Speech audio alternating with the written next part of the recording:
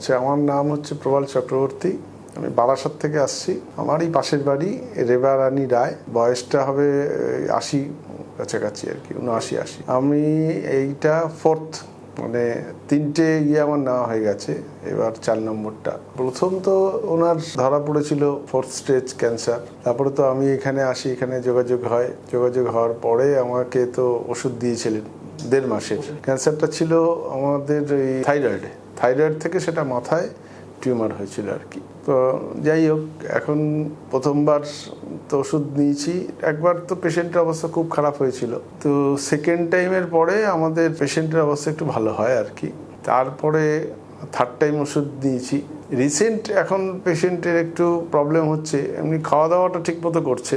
আমি একবার ফোন করেছিলাম, ব্যাঙ্গালোর ওখান থেকে ধরেছিল। তারপরে আমি ডিটেলসটা বলবার পরে তারপরে ওনারা বললো যে ঠিক আছে। আমি বললাম আমি একবার ডাক্তারের সাথে কথা বলবো। তো বললাম ঠিক আছে, তাহলে আপনি যান, একবার কথা বলে আসুন।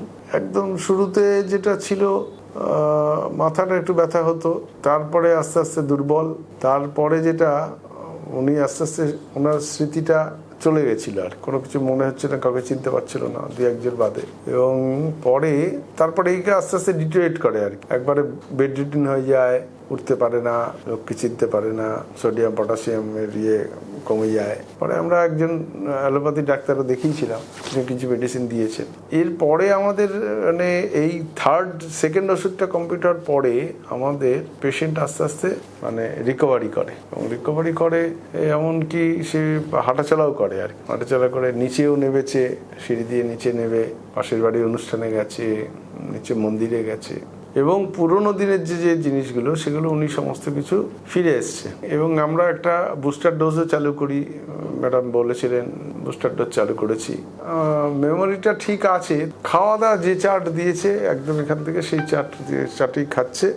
খাওয়া দাওয়াতে কোনো সমস্যা এখনো অবধি নেই। মাঝখানে একটু হয়েছিল, একটু বমি ভাব হয়েছিল, কিন্তু পরের দিনই আবার ঠিক হয়ে গেছে। মানে নতুন করে কোনো সমস্যা খাওয়া দাওয়ার দিক দিয়ে কোনো সমস্যা এখনো অবধি নেই, মানে আজকে অবধি নেই আর কি।